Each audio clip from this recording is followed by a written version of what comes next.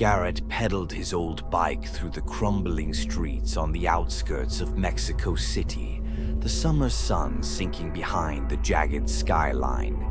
He had barely secured a room in the decrepit Santa Lucia Co-op, a forgotten clutch of 3 aging houses tethered together by cracked concrete and rusting fences. It wasn't glamorous, it wasn't even particularly safe, but it was cheap, close enough to the university, and Garrett didn't have the luxury of being picky. The co-op was a strange melting pot. Young students like himself, weary graduate assistants, a handful of 30-somethings chasing second degrees. Yet none caught Garrett's eye like the woman in the neighboring house.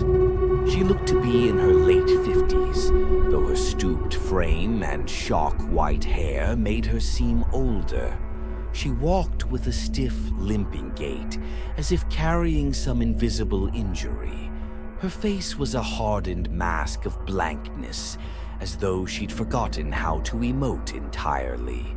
Garrett first noticed her lurking near the communal kitchen. Odd, since each house supposedly had its own facilities. She stood motionless against the peeling wallpaper, while students cooked, laughed, and blasted music. She didn't speak, she didn't eat. She just watched. Several times, Garrett caught her staring at him specifically, though when he glanced back, her gaze slid away indifferent. No one else seemed to notice her presence. It was as if the others had silently agreed to ignore her, a quiet pact he hadn't been told about. That weekend, Garrett sat hunched over his desk, struggling with coursework, when movement outside his window drew his eyes upward. There she was standing dead center in the street, staring directly at his second-floor window. No sidewalk, no pretense, just standing there in the cold night air, utterly still. A sick, crawling feeling twisted in his gut. Was she looking at him? At the building in general? He wasn't sure, acting on some misplaced instinct. Garrett raised his hand in a small, awkward wave. The woman's reaction was instant and bizarre. She hopped up and down like an excited child, then sprinted toward her own house with a staggering, off-kilter gait. Garrett lowered his hand, heart hammering. A line had been crossed. Somehow he'd made himself visible to her, and now she knew exactly which room was his. That night, unease rooted deep in his bones. When he asked his housemates about the woman, they shrugged with strange detachment. "She's always been here," one said flatly. Best not to bother with her. The warning delivered so casually unsettled Garrett more than anything else. He felt it deep down. Something in this place was wrong, and he was only just beginning to realize it. Days blurred together in the oppressive heat, but Garrett couldn't shake the gnawing sense of being watched. Even inside his room, blinds drawn, he sometimes felt a prickling sensation on the back of his neck, a phantom presence hovering just beyond his sight. It was nearly 2 in the morning when it happened. Garrett had been half asleep, the old floor fan humming uselessly against the stifling air. A faint, deliberate knock jolted him upright. Not at the door to his room, but from inside the walls. He froze, straining his ears. Knock, knock, knock. A slow, almost methodical rhythm. It wasn't the building settling, it wasn't pipes. It was deliberate swallowing against the dryness in his throat. Garrett swung his legs over the side of the bed and crept toward the closet. The knocks had shifted softer now, like fingertips brushing against the wood from the inside. He hesitated, heart pounding so violently he thought it might give him away. Maybe it was nothing. Maybe he was overtired, stressed, hallucinating. Yet some deeper, more primal part of him screamed that he was not alone. Summoning every shred of courage, Garrett flung open the closet door. Nothing. Only his tangled shirts and worn-out sneakers stared back at him. He exhaled, shaky with relief. Of course, there was nothing there. It was an old building full of creaks and groans. He was letting the weirdness of the past few weeks get to him. But just as he turned back toward the bed, something shifted in the corner of his vision. A fleeting glimpse of movement near the window. Garrett spun around, heart leaping into his throat. Pressed against the outside of the glass, almost invisible against the night, was a pale, grinning face. The woman. Their eyes locked, and for a heartbeat, neither moved. Then, impossibly, she began tapping her forehead lightly against the glass. Tap, tap, tap. Each impact a soft, sickening thud. Garrett stumbled backward, colliding with his desk. The noise must have startled her because she vanished in a blink, swallowed by the darkness beyond the window. He stood there for what felt like hours, every muscle rigid, waiting for another knock, another sign. None came. Eventually, Garrett collapsed back onto his bed, drenched in sweat, mind racing. Maybe it had been a trick of the light. A nightmare bleeding into reality. He told himself that, repeated it like a mantra. But deep down, he knew better. The days that followed blurred into an anxious haze. Garrett found himself checking every window, every door, every shadow stretching across the floor. Sleep became a rare, broken thing, punctuated by the phantom sounds of tapping and faint whispers he couldn't quite catch. Desperation clawed at him until one evening he cornered Lee, a fellow tenant who had lived there longer than most. Lee was reluctant to talk, his eyes darting nervously as if even mentioning her was dangerous. "She wasn't always here," Lee finally muttered. "Years ago there was an incident. Some student disappeared. After that she started showing up. Nobody knew who let her stay. Nobody really wanted to know." Garrett pressed for more, but Lee clammed up, retreating into his room and locking the door with a sharp click. That night, Garrett dreamt of the woman standing over his bed, her hair dripping wet, her mouth moving soundlessly as if mouthing a warning he could not hear.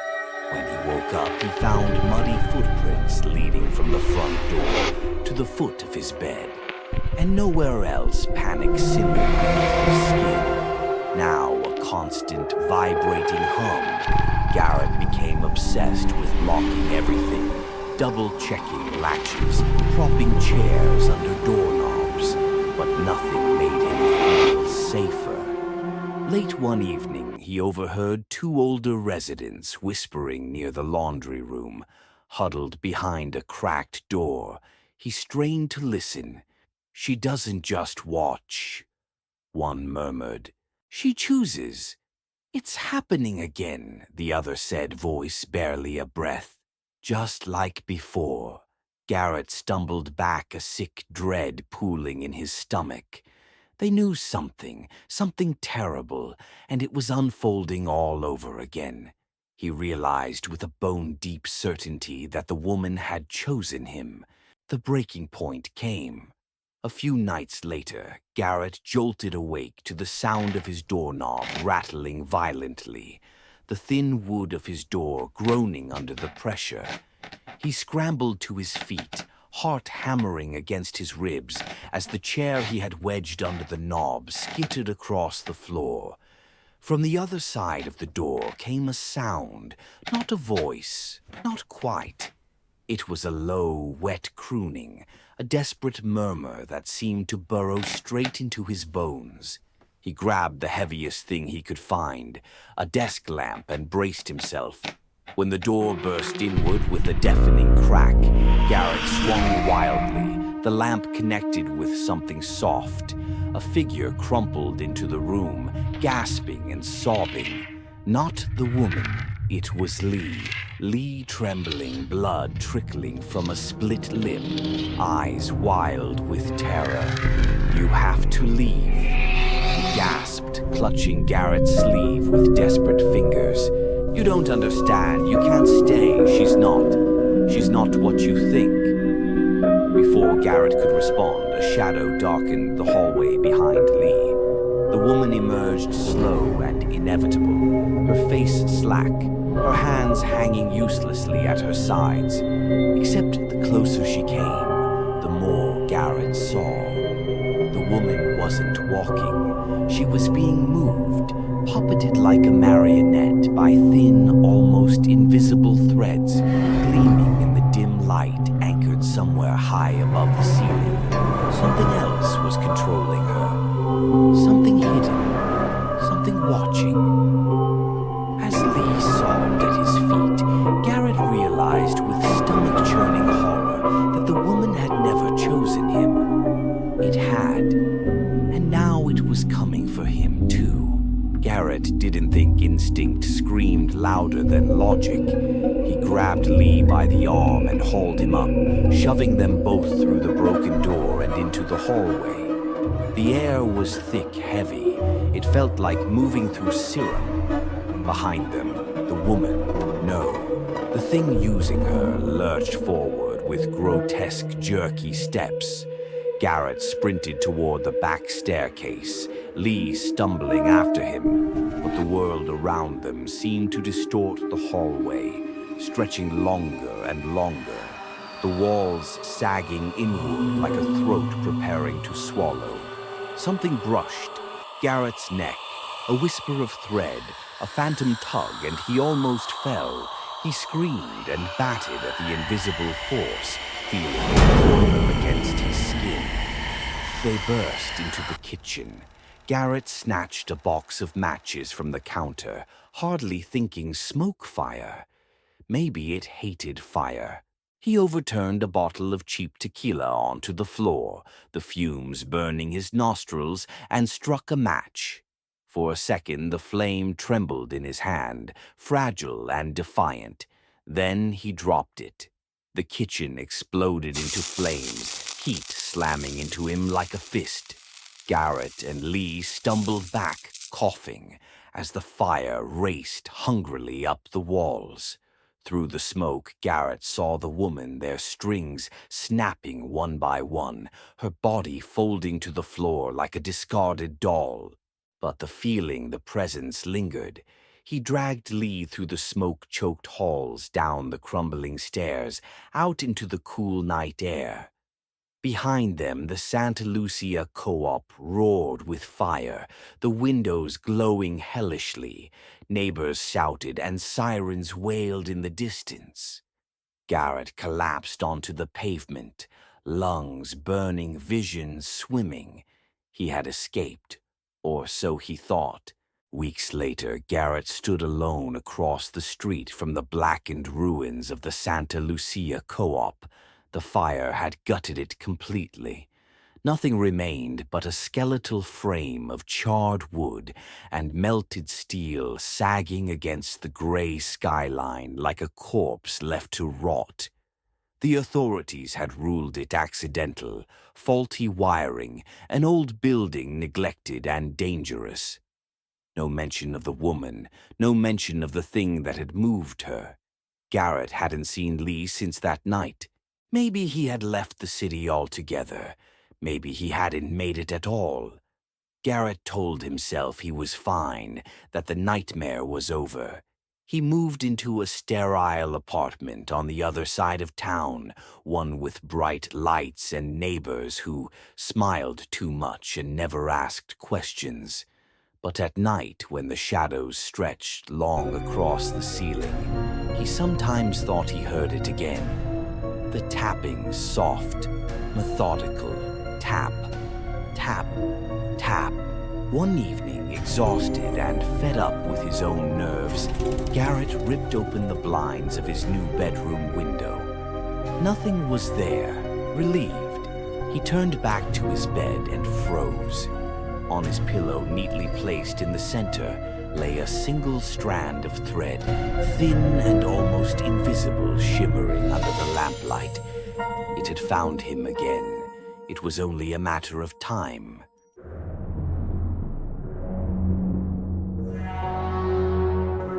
I was 10 years old when my parents moved us deep into the northern woods of Maine, not far from the Canadian border. They called it a fresh start, more space, less noise, cleaner air. To me, it just meant isolation. Our new home was surrounded by nothing but towering pine trees, long stretches of gravel road, and a silence that felt too thick for comfort. We had no close neighbors. The closest house, from what I was told, sat a half-mile to the east, through a stretch of woods that even our dog refused to enter. I never met whoever lived there. My parents said it was just an old man who kept to himself. That was all. "Don't worry about him," my dad said once when I asked. "He's harmless." But I never asked because I was curious. I asked because I had seen him. The first time was barely a week after we moved in. I was in my room on the second floor, staring out the window late one evening. The sun had gone down, and that dim gray-blue twilight hung in the air. That's when I saw him standing just at the edge of the tree line, too far to make out any details. Just a tall, still figure in a long coat. At first I thought it was a tree, but then he moved. I didn't scream. I didn't run. I just ducked under my blanket and told myself it was a shadow, just a trick of the fading light. But the next night he was there again, and this time he had a flashlight. It flicked on suddenly, the beam slicing through the dark and sweeping slowly across our yard, back and forth, until it landed directly on my bedroom window. The light held there for just a second, then clicked off. I remember holding my breath so hard my chest hurt. I told my mom the next morning. She smiled like I was telling her a spooky campfire story and brushed my hair back. "It's probably just your imagination," she said. But I knew what I saw, and I knew the light had landed right on me. For a while, nothing happened. A week went by, then another. I started to believe my mom was right. Maybe I had imagined it.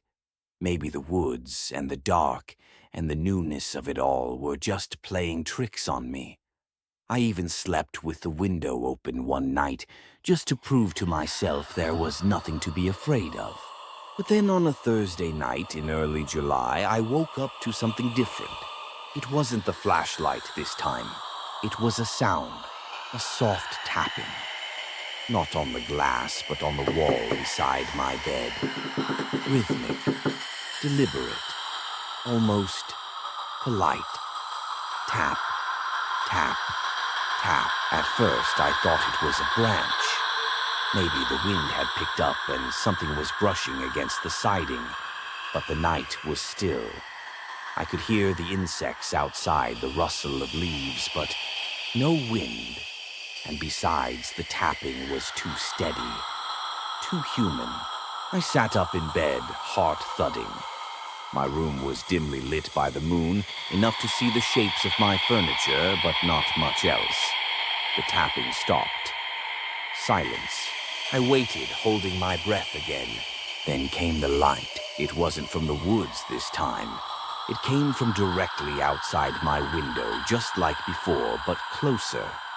This time I could see the reflection of the flashlight's beam on the glass itself, the way it shimmered slightly as it moved, scanning across the pane like a scanner. Then it paused, right where my face was. I dropped to the floor. I crawled to the other side of the bed, too afraid to peek again. I wanted to call for my parents, but my voice had vanished. My throat felt tight, my tongue dry. So I just sat there, curled up, heart hammering. I don't know how long I stayed like that. It felt like hours. Eventually, I crawled into my closet and shut the door, curling up between winter coats and plastic bins. That's where I stayed until morning. When I finally told my dad what happened, he didn't laugh. He looked tired and skeptical. He went out to check the yard, walked around the side of the house, and came back shaking his head. "There's no footprints," he said. "No sign anyone was even out there." I could tell he didn't believe me. Not really. But that day I noticed something strange. One of the flashlights from our garage was missing. After the flashlight incident, I didn't sleep well for weeks. Every creak in the house, every gust of wind that blew against the siding, made me sit up in bed. I started barricading my door at night with an old toy chest and hiding my baseball bat under the covers. It made me feel safer, but not safe. The worst part, my parents started looking at me differently, like I was making things up, like I was crying out for attention. One evening, I overheard my mom talking to my dad in the kitchen. "He's just lonely," she whispered. "That's a big change. Maybe we should take him to a therapist." That's when I stopped telling them anything. I kept my fears to myself. But things just kept getting worse.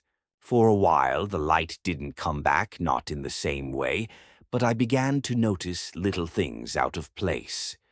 One morning, I woke up to find the window unlocked. I was sure I had locked it the night before. Another time, I found a footprint under the window, perfectly imprinted in the soft dirt, pointing toward the house. It wasn't my dad's boot. Then, about a month later, the dog disappeared. It was just gone. No barking, no whining. I let it out in the yard before dinner like I always did, but this time it didn't come back. We searched the woods, calling its name for hours. Nothing. My dad said it was a coyote. I didn't say a word, but I knew. That night I was looking out the window, eyes wide, lights off, when I saw something move in the trees. At first it was just a shadow. Then the flashlight came on again, except this time it wasn't pointed at the house. It was pointed straight up at the sky like a signal. It flickered, then went dark, then came on again. A slow, strange rhythm. I pressed my forehead against the glass, and then I saw him, standing just across the tree line facing the house. Still as a rock, only this time he wasn't alone. There was another figure beside him, shorter, thinner, holding something in his hand, glowing in the moonlight. I slammed the curtains shut and curled under the bed, hugging my teddy bear until the sky turned gray. That was the first night I truly believed I wouldn't live to see morning. It happened on the night of the first thunderstorm of the season. The air was heavy, like it was holding its breath. I sat in bed, staring at the window, trying to convince myself to sleep. Rain tapped gently against the glass. Lightning blinked beyond the trees. Every time the sky lit up, I searched for movement, some figure caught mid-step, some shape watching. But all I saw was trees. Then the power went out. The house fell into complete silence. Not even the rain could be heard through the sudden pressure in my ears, like the whole forest had gone still. I don't know what made me get up, but I found myself tiptoeing down the hall with a flashlight in one hand and my bat in the other. I didn't head toward my parents' room. I didn't think they'd believe me. I went to the back door, just to check, just to prove to myself that everything was fine. But it wasn't. The door was wide open. No wind, no creaking hinges. Just open like someone had been there moments ago. I turned to run, and that's when I heard it. From upstairs. From my room. Tap, tap, tap. I ran back up, lungs burning, skidding into my doorway. There was someone standing in front of my window. Not outside, inside. A tall man soaking wet, holding a flashlight in one hand. Its beam was pointed at the ceiling, casting his face in a sick shadow. His other hand, it held something long and silver, a blade, and he was smiling. But that wasn't the worst part. The worst part was what he said. Took me a while to find the right key, but I knew you'd keep the old lock. My mouth wouldn't work, my legs wouldn't move. But behind me I heard footsteps, light, slow, familiar. Another person entered the room, a smaller figure I had seen in the woods. Closer now I could see. It was a child, a boy, pale, thin, with wide, empty eyes. He looked just like me, identical. The tall man knelt and placed a hand on the boy's shoulder. This one's done watching. He wants to live in the light now. And then the flashlight went out. I didn't scream. Not at first. The darkness swallowed everything, the room, the man, the boy, who looked like me. But I could still hear them. Their footsteps slow and heavy. The man's breathing steady and close. The boy's laughter. That soft, breathy giggle I'd never heard from my own mouth, but knew instantly was mine. And that's what finally broke me. I screamed. I don't even remember thinking, I just ran. I shoved past where I thought the door was slammed into the hallway wall, bounced off and sprinted down the stairs. My feet slipped on the wooden steps, and I hit the floor hard, knocking the breath out of my lungs. But I didn't stop. I ran into the kitchen, grabbed the biggest knife I could find from the drawer, and bolted out the back door into the rain. The storm was still raging. Wind howled through the trees, lightning cracked across the sky. But I didn't care. I kept running barefoot, soaked, bleeding from my knees, into the woods behind our house. I didn't look back. Somewhere behind me I heard a voice shouting my name. Not my dad's voice, mine. I kept going. Eventually, I collapsed near the old logging trail, completely disoriented. My lungs burned. My legs were jelly. I curled up beneath a tree, gripping the knife with numb fingers, and waited for morning. When the sun came up, I was covered in scratches and mud. I walked until I found a ranger station. They called my parents and the police came too. But when they searched our house, there was no sign of forced entry. No footprints, no knife missing, and my room perfectly untouched. No sign that anyone had ever stood inside it. Nothing broken, nothing disturbed. Except for one thing. Sitting on my windowsill was an old rusted flashlight. And carved into the wooden frame beneath it, 6 words. I lived here before you did. After that night, my parents didn't let me stay in the house alone again. Not that I wanted to. We moved a month later. They told friends and family it was because of the incident, but they never explained what that incident was. They didn't believe me, not really, but they saw how pale I got every time someone mentioned our old home. They saw how I flinched at every sound, every flicker of light outside my window. They wanted to forget, but I couldn't. Even years later, I still think about the boy, the copy of me, the man who knew things he shouldn't have, the key, the flashlight. The way he said, "This one's done watching," like he had been waiting for something to finish. Therapy didn't help. Medication numbed me, but the nightmares bled through anyway. And then, about 6 months ago, almost 15 years after we moved, I got a letter.